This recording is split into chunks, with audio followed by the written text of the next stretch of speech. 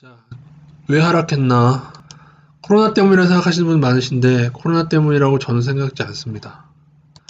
이번에 제가 미리 조심하고 경고드린 이유는 코로나 때문 아닙니다. 물론 코로나가 심해지리라고 봤지만은 그거는 주식에서는 고려 대상이 아니에요. 왜냐하면 코로나보다 더 심한 일이 나와도 주포들을 올리면 올리거든요.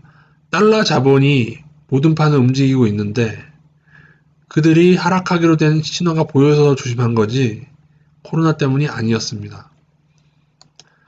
일단은 말씀드린 대로 개인이 주구장창 사기 때문에 하락할 거라고 얘기 드렸고요. 또 하나는 외국인들의 선물이 하방, 누적 매도가 쌓여있기 때문에 경고 드린 거고, 또 하나는 코스피가 이평선을 깼기 때문에 그러죠. 만약에 코로나가 엄청 번지고 있는데 이렇게 이평선들 5에서 20에서 60에서 깨지 않고 외국인도 선물을 상방으로 때려놓고 그러면 저는 코로나가 아무리 퍼지고 있어도 주식 상방을 얘기했을 겁니다. 이 의미는 또 나중에 여러분 코로나가 잦아들 때 그거를 무조건 상승으로만 생각하시면 안 돼요. 그때도 외국인의 추이를 봐야 돼요.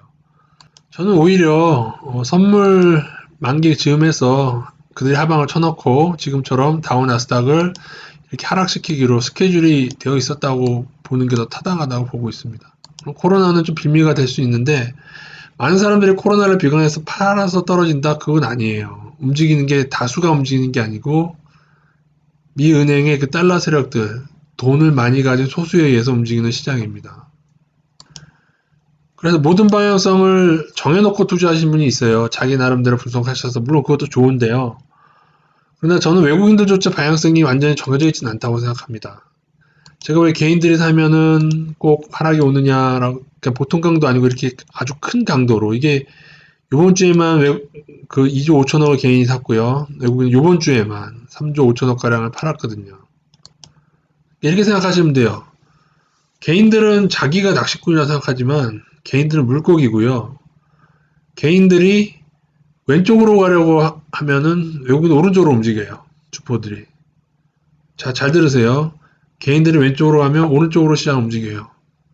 왜냐하면 외국인과 기관이 누구 뜯어먹고 살겠어요. 또 외국인은 물론 기관도 뜯어먹고 삽니다. 얘네들은 호랑이고 여우고 우리는 뭐 하루살인데 특히나 이제 최근에 이제 개인들 대차장고가 그러니까 대차장고 늘어나는 거 신용 늘어난다고 신용이 늘어나는 것은 증권사에서 개인들한테 돈을 꿔줘서 저도 신용을 이용해 본 적은 없어서 얼마를 꿔주는지 잘 모르겠어요. 예를 들어 1,000만 원 있는데 예를 들어 한 2천만 원 꿔줘서 3천만 원 투자하게 하면은 신용이 많은 채로 얘네들이 지수를 결코 올리지를 않습니다. 개인들의 신용이 늘어나는지 안 늘어나는지는 우리도 볼 수가 있어요. 외국인들이 그걸 안 볼까요? 기관이 안 볼까요? 여러분이 인생의 베팅에서 신용을 지른다? 외국인이 보고 있습니다. 지금처럼 개인들이 이렇게 많이 살 때는 본단 말이죠. 그래서 반드시 여러분은 이 다수의 개미와 떨어져서 좀 유연하게 외국인을 따라가야 돼요. 물론 외국인을 따라간다고 해서 늘 100번 다 맞는 건 아닌데요. 훨씬 더 이벤트를 보고 예측하는 것보다 정확도가 높고요. 그리고 차트랑 잘 해야 되는데 가만 보니까 또 최근 몇 년도에는 외국인들이 자꾸 페이크 신호를 주고 차트도 그런 식으로 해서 차트도 좀 많이 헷갈리게 하는 건 사실입니다만 어쨌든 삼성전자만 봐도 개인들이 많이 살 때는 떨어졌고 그 다음에 외국인들이 계속 많이 사서 계속 많이 사니까 결국 삼성전자도 오른다. 이런 말 드린 적 있죠. 오르기로 하더라도 보통 쌍바닥을 내서 개미를 터는 경우가 많다고 얘기했는데 그래서 오르기로 돼 있는지 어떤지 모르겠는데 일단은 쌍바닥 근처까지 왔습니다. 예. 쌍바닥 근처 오면 아마도 반등이 올 거예요. 다음 주에 반등이 올 가능성이 있는데 더 떨어진 후에 반등이 오든지 여기서 반등이 오든지 반등이 올 가능성이 좀 있고요. 그런데 만에 하나 여기를 깨게 된다. 너무 그것도 예단하지 마세요. 여기를 만약 깨게 된다. 그러면은 추가 폭락으로 가게 될 수도 있습니다. 향후 대응은 여러분 요거 굉장히 조심하셔야 돼요. 제가 옛날에 말씀드린 건데 요거 어떻게 보면 살짝 깼죠. 근데 지난번 것까지 감안해서 조금 낮춰 잡으면은 낮춰 잡읍시다. 이 정도로 봤죠. 그래도 쌍바닥보다 조금 높은데 제가 볼 때는 이 정도 선에서 좀 튀겨줘야 돼요.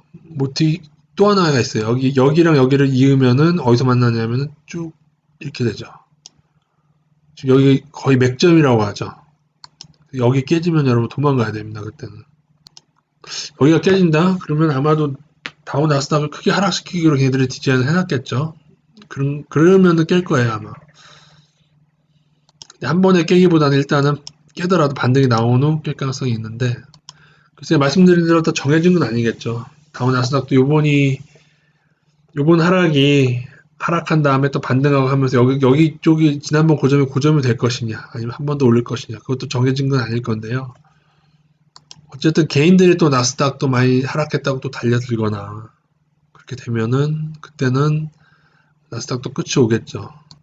그래서 저희는 어떤 방향성을 미리 정해놓지 않고 차트가 가는 대로 외국인들의 방향성대로 또 다수의 개미와 반대 방향으로 움직이면 됩니다. 여러분은 낚시꾼이 아닙니다. 여러분은 물고기입니다. 잡아먹힐 가능성이 크지. 여러분이 이 물에서 큰 먹잇감을 여러분이 발견하기는 쉽지가 않습니다. 그나마 낚시꾼의 흐름을 읽어야지만 죽지 않을 수 있어요. 이거는 죽지 않는 거예요. 죽지 않는 거. 대박을 터뜨린다는 게 아니에요. 이래야 죽지 않아요. 오히려 대박을 터뜨린다고 자신만만하게 하는 사람은 다 죽어요. 일단은 죽지 않아야 기회가 생기는 겁니다. 죽지 않아야 살다 보면은 급등주도 만나게 되는데, 주식판 이렇다는 걸 알고 다수의 개미에 속하지 마시고 거기에서 한번 빠져서 외국인을 잘 보면서 따라가도록 하겠습니다. 혹시 손실이 크신 분들은 아주 힘을 내시고요.